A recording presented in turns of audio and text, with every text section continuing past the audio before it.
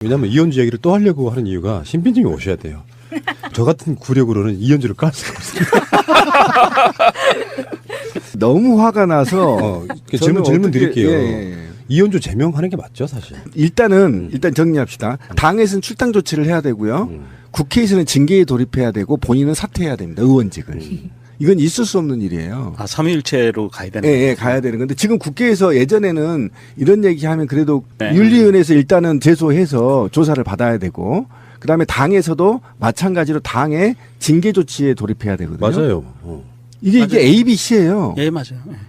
그런데 지금 이렇지 않는 거에 대해서 저는 굉장히 국회가 왜 이 박근혜 정부 때보다도 못하지? 그래서 제가 사실은 저기한테 굉장히 화가 났어요, 지금. 정세균 의장한테.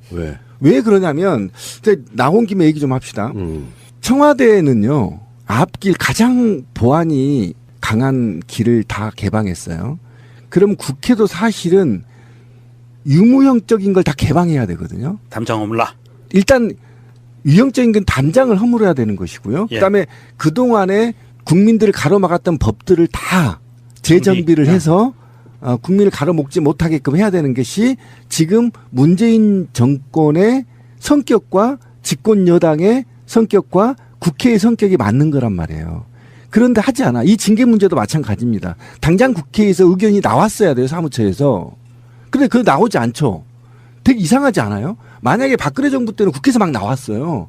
막 그냥 막말하면 제소도 하고 막 했잖아요. 지금 안 해요. 그다음 국민의당은 아예 제보 조작 사건 때문에 핑계대고 당 윤리위원회에서도 지금 이 문제를 거론하고 있지 않거든요. 자기들 나팔순대 거론하면 안 되죠. 네. 저는 이게 왜 이런 현상이 벌어지는 거냐. 저는 이해가 안 가요. 왜 그럼 이 용서가 되는 거냐. 이현주는 이대로? 안 되죠. 용서가 돼요? 그래서 지금 정치권을 제외하고는 나머지 시민사회단체부터 시작해서 국민들은 지금 서명까지 받고 있는데 뭐. 이거 있잖아요. 제가 볼 때 이현주 이 머리털 다 뽑아버려야 돼요. 얘는요, 박근혜만 또 못한 아이예요. 박근혜는 이런 말 안 했어요. 못하지, 박근혜도. 이런 네, 박근혜 이런 말 못했어요. 이건 제정신자가, 그런데 제가 또 그 안철수나 이현주 얘기하는데 제가 우리 방송에서 계속 여러 번 얘기했을 거예요. 지금은 다들 똑똑하고 정보들이 많아서 리스크 관리 시대라고 얘기했잖아요. 그러니까 리스크 관리할 때는요, 가장 빨리 이 상황에서 벗어나는 방법은 가장 솔직해야 되는 거예요. 정확히 솔직해야 돼. 안철수와가요, 나 사퇴하면 몇 개월 후에 다시 복귀하면 돼요. 다 얘기하고. 그럼 조사도 뭐 다 편해. 국민들이 편해. 그리고 이 사건 때문에 상처받은 국민들한테는 제가 아닌가? 그죠? 그런데 한번 봅시다. 지금 이현주 같은 경우 또 거짓말을 했어요. SBS하고 지금 싸우고 있는 거 아시죠? 네. 자기는 그냥 사적인 얘기인데 녹음해서 틀었다 이렇게 해서 SBS를 작살을 내놨어요. SBS가 다시 8시 뉴스 틀어버렸어요. 네. 공식 인터뷰였다고. 예. 금방 뽀록 나잖아. 하루도 안 가서. 그러니까 이게 뭐냐면 이 사람이 갖고 있는 그동안의 인간성이 드러난 거거든요. 인간성이 드러난 거죠. 네. 그럼 이건 민중적인 거잖아요. 이건 국회의원을 하면 안 돼요. 맞아요. 그러니까 공식 발언도 외교부 장관은 남자가 할 일이지 여자가 할 일이 아니다 이렇게 그것도 말할 굉장히 큰 정도잖아. 문제고 그 얘기 또 한번 해봅시다. 그게 그 페미니스트들이 남자들한테 가장 어쨌든 남자들의 문화 중에 안 좋은 문화라고 지적한 게 형님 문화예요. 나이를 묻고 나이가 한 살도 얻으면 형님 하면서 완고하게 그들만의 이너서클을 만들어 나간다는 거잖아요. 마초 문화를. 그런데 여기에 상응되는 게 언니 문화라는 게 있어요. 네. 제가 문화적으로 얘기하는 겁니다. 그러면 얘는 언니 정신도 없는 사람이야, 씨발. 그렇잖아요. 지금 문재인 정부가 여성이 지금 50%가 넘기 때문에 30% 이상 할당제하고 뭐 여성 신권 인정하겠다 이렇게 해서 공무원들도 지금 엄청나게 이거에 맞춰가 나가는 거거든요.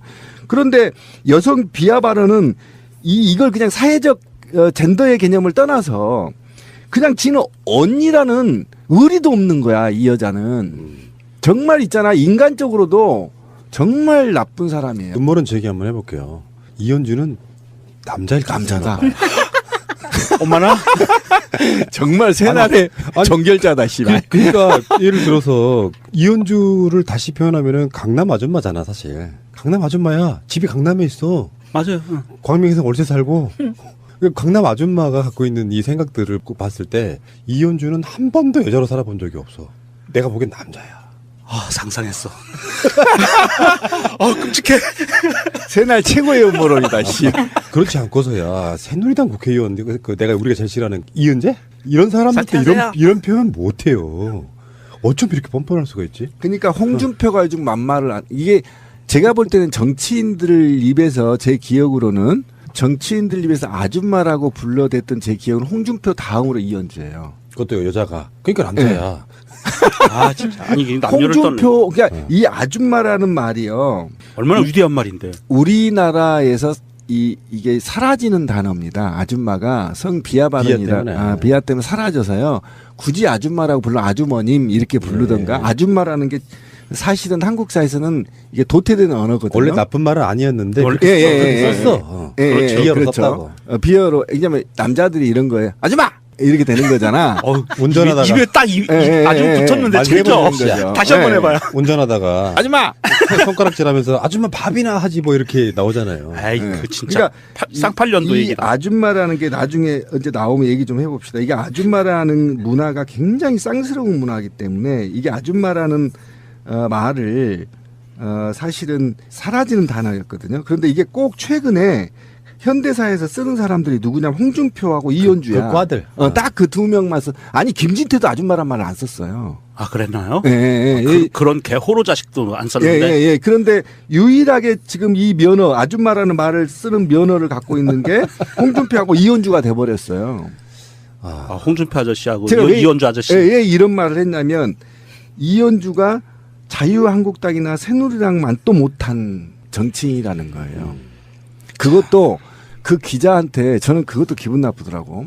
저도 기자 생활 짧게 해봤지만 반말로 씨발 지가 나이 몇 살이라고 지금 72년생이 건방지게. 더 골 때린 게 뭔지 알아요? 기자도 물어볼 때 호칭이 거대하다만 수석님 이렇게 불러. 그렇지. 아, 청와대 수석인 줄 알았어. 원내 수석 뭐 부대표 이런 부대표지. 거거든. 아, 그러면서 이렇게 반말 반 올림말 반 해가면서 이렇게 이야기하잖아요. 기본. 속물이라는 게 이런 거야. 그러니까 구시대 인물이더라고. 보니까 전화기 대놓고 민주노총 저 노조에 대해서 물어보니까 딱 그거잖아. 미친놈들이야 완전히. 네. 아 진짜. 씨. 아니, 이현주에 대해서 그래서 이현주 막말에 대해서 전국 공무원 노동조합에서 논평을 냈네요. 그 전공로? 예, 신비가 발표에 있는 그 전공로? 신비님이 차마 그 쑥스러워서 얘기 못해서 제가 말씀드리겠습니다. 공무원은 헌법상 국민 전체에 대한 봉사자이자 국민 앞에서 책임을 지고 공공을 위한 사무를 수행하는 직업이다.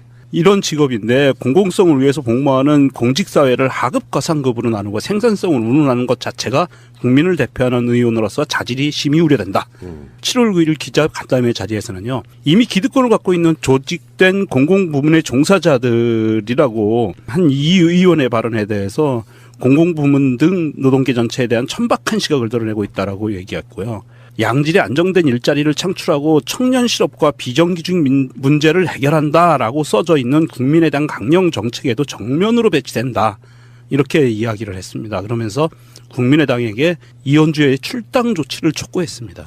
근데 그게 그 국민의당 쪽에서 왜 그런 목소리가 없냐 생각해 보니까 이현주의 발언력이 엄청 커진 것처럼 보이거든요. 그러니까 실제 지금 비대위원회 체제잖아요. 네. 그러니까 박주선 자체는 이제 막 그 터지는 뚝을 막기 바쁜 그런 상황이야. 사실 뭐 임종석 비서실장이 추미애 거론도 안 했다는데 사과를 받았다는데 이렇게 부풀려야 되는 입장이란 말이에요. 그 과정에서 어떤 사람도 국민의당에서 지금 목소리를 못 내고 있는 그 당사자, 그러니까 사실상의 헤드가 이현주이기 때문에 아무 말도 못 하는 거야. 내가 봤을 때는. 어쨌건 그 이현주가 저도 한번 계속 그렇게 해보려고요. 이현주 때리기 시리즈로 한번 해가지고 언젠가나 사퇴하는 꼴을 봐야겠는 게 왜 새날 운빨 아시죠? 광주 남구의 흉기난동 의원. 네. 그분 사퇴하셨다고 저한테 네. 문자가 왔더라고요. 새날 운빨. 감사합니다 하면서 이현주 사퇴하는 꼴을 내가 꼭 봐야겠습니다.